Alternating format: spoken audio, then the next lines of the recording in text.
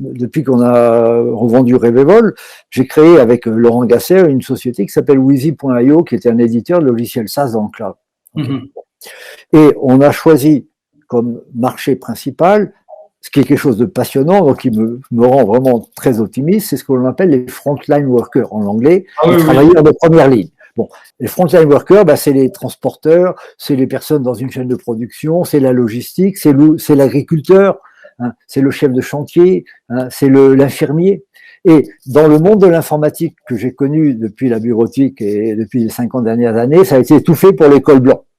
Donc, il y a 20% de cols blancs, 80% de frontline workers, il y a 2,5 milliards à 3 milliards de frontline workers dans le monde, et les budgets informatiques, c'est 80-20. 80 pour les cols blancs, 20% pour les frontline workers.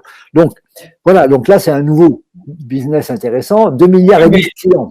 Ça va demander aussi une interface utilisateur différente. À chaque fois que l'informatique a élargi son usage, elle l'a fait grâce à une interface utilisateur qui permettait de toucher des nouvelles couches. Je suis complètement en phase avec toi que les travailleurs de première ligne sont la cible qu'il faut viser. Mais par contre, il faut une interface utilisateur adaptée. C'est ce qu'on a complètement compris. Le principal produit pour nous s'appelle Wheezy Vision.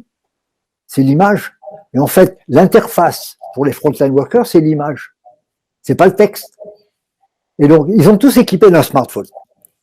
Tu vas pas sur un chantier, un ouvrier sur un chantier, il a un smartphone. Un infirmier, il a un smartphone. Un agriculteur, même en Afrique, il a un smartphone. Donc, le smartphone est là. Le smartphone peut prendre des photos. Donc, si on prend comme cœur de l'informatique frontline worker l'image, c'est ce qu'on est en train de faire. On fait des choses géniales, simples. On est en train de créer en fait la bureautique du frontline worker autour de l'image et non pas autour du texte. Je vais donner un exemple. Tu arrives tu es sur un chantier.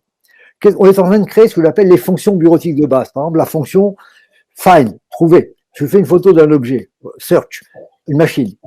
Nous, on reconnaît automatiquement, avec un peu de machine learning de base, on peut lire l'étiquette ou la machine, on peut dire que c'est un compresseur modèle truc. On va envoyer sur le smartphone du technicien le mode d'emploi s'il en a besoin, le dernière maintenance, donc il va recevoir toutes les données pertinentes à sa machine avec une photo. Fine, ok. Ensuite, Terega, pour pas le citer, qui a des tuyaux qui sont sous terre, on reçoit des images aériennes et le gros souci, c'est qu'il y a des travaux non autorisés au-dessus de leurs tuyaux qui crèvent les tuyaux. Donc sur les photos aériennes ou de drones, il faut repérer un tractopelle. Donc là, on va repérer le tractopelle. Donc là, on va find. Ok. Compter, un autre exemple. Tu es dans un chantier, tu as des tubes, tu fais une photo, tu comptes le nombre de tubes.